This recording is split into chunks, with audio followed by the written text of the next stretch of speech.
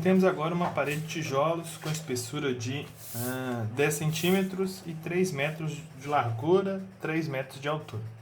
O lado interno está a 20 graus Celsius e possui um H aí, um coeficiente convectivo, né, de 5 watts por metro quadrado Kelvin, enquanto o lado externo a 35 graus Celsius e tem um vento aí de 5 metros por segundo. Ele pede para a gente representar aí as resistências térmicas envolvidas e calcular a taxa de transferência de calor por metro quadrado, né? Então nós vamos ter aí, bom, aqui o lado de eu tenho a temperatura interna, né? Vou chamar aqui de TI. Eu vou ter então uma resistência térmica por convecção do lado interno, cujo H já foi me dado. Depois eu vou ter uma resistência térmica por condução da parede de tijolos, né? E por último, tem aqui uma resistência externa por convecção também, ok? Então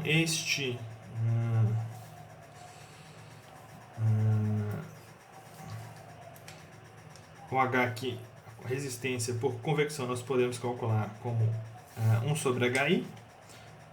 A resistência por condução, né, nós podemos calcular como L sobre K vezes a área.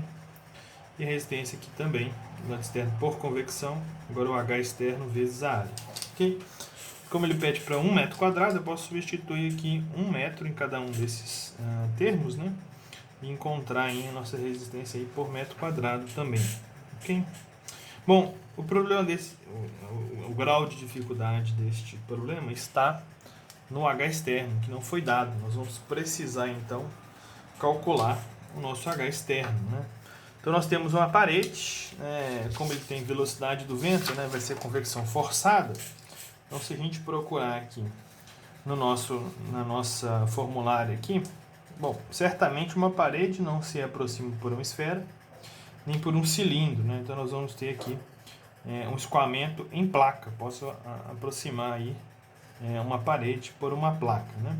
Então, na placa, o comprimento característico é o L, né? Como ela é uma placa quadrada, né? Então, esse L será 3 metros. Nós temos aqui as equações para os valores locais e nós temos aqui as equações para os valores médios, né? Então, eu vou precisar, primeiramente, obter o meu número de Reynolds, né? O meu número de Reynolds pode ser calculado, então, como? Número de Reynolds será, nós temos o ar, né? Então eu posso calcular como ρ vezes L dividido pelo Ni. Esse Ni aqui ele é tabelado, ok?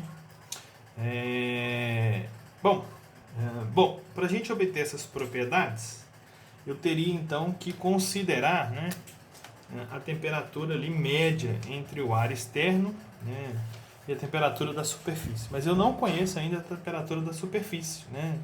Então, eu poderia fazer aqui, teria que fazer um processo iterativo, que nós não vamos fazer nesse problema, né? Obter as temperaturas, por exemplo, da temperatura externa e depois corrigir essas propriedades aí, considerando a nossa temperatura. Ok? Bom, vamos obter então as propriedades aqui a 35 graus Celsius, né? Se a gente pegar a nossa tabela do ar, que é a tabela A15, né? Na tabela A15, eu tenho então aqui as propriedades a 35 graus Celsius, né?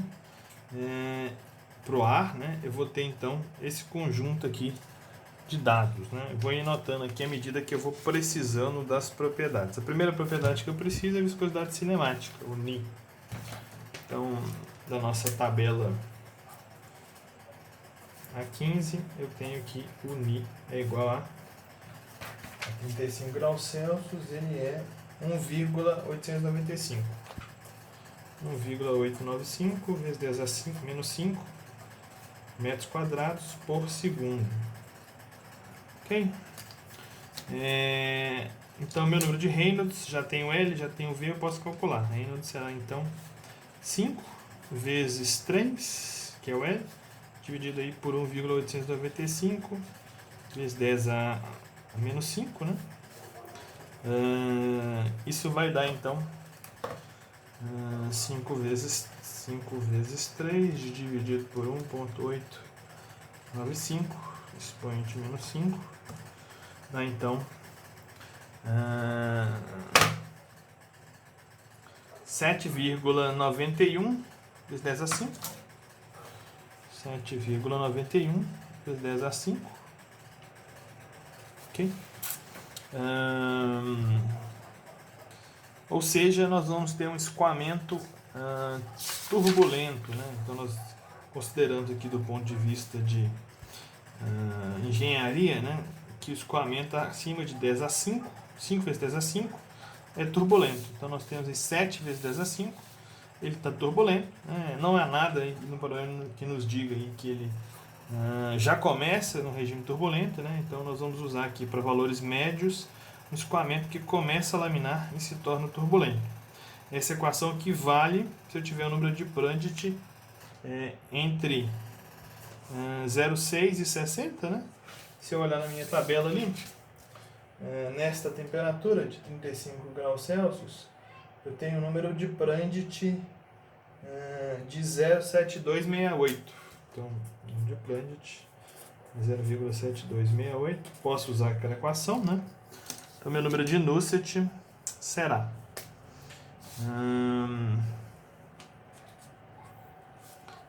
0,037 Reynolds a 4/5 menos 871 vezes o Prandtl elevado a 1/3, né? Então eu vou ter aí 0,037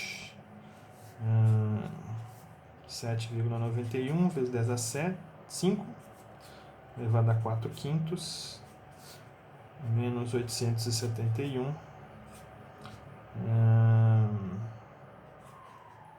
0,7268 elevado a 1/3.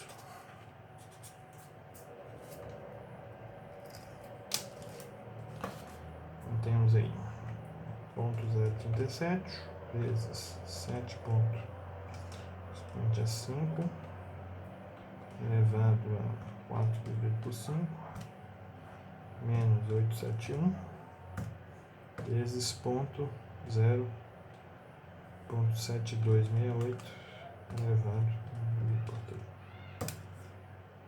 Então achei aqui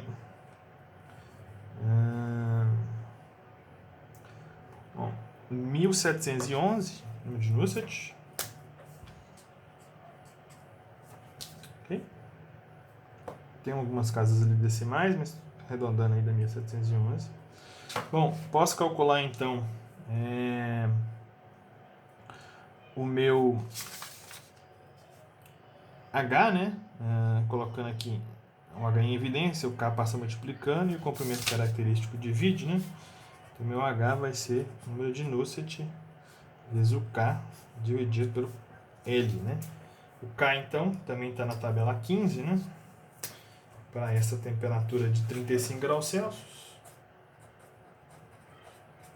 Eu vou ter, então,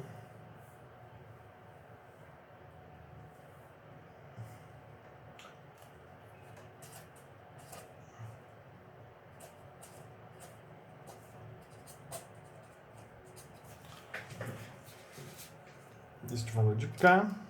Substituindo aqui, a gente tem 1711, 0,02625 dividido por 3. Então, H é de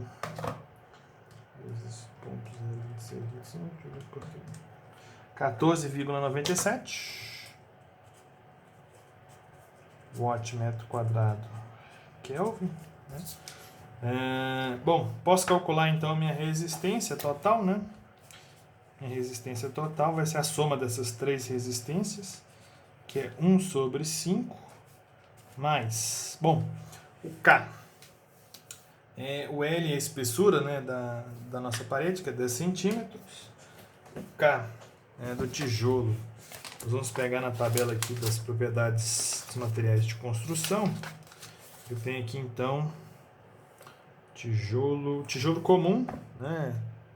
Nós temos aqui então um K de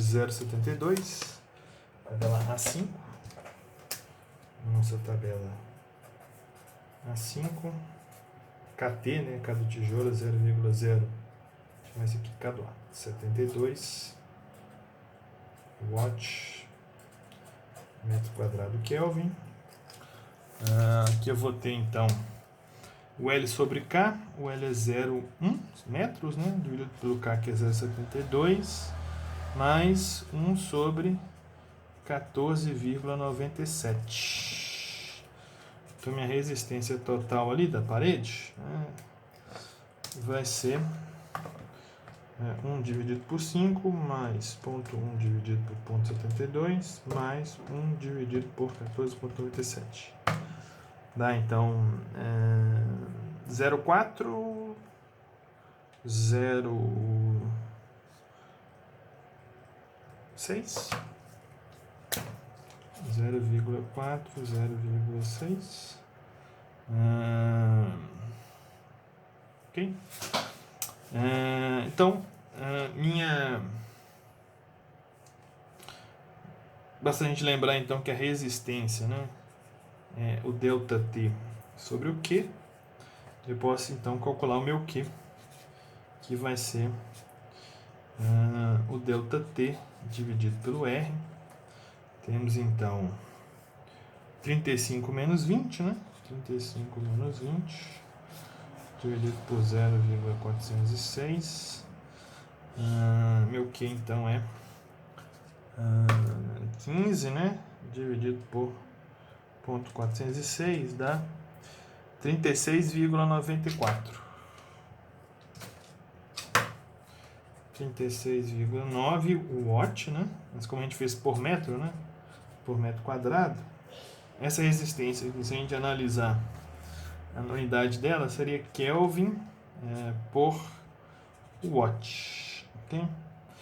Mas nesse caso aqui a gente fez para 1 metro quadrado, né? Tá, deixa for Kelvin por watt.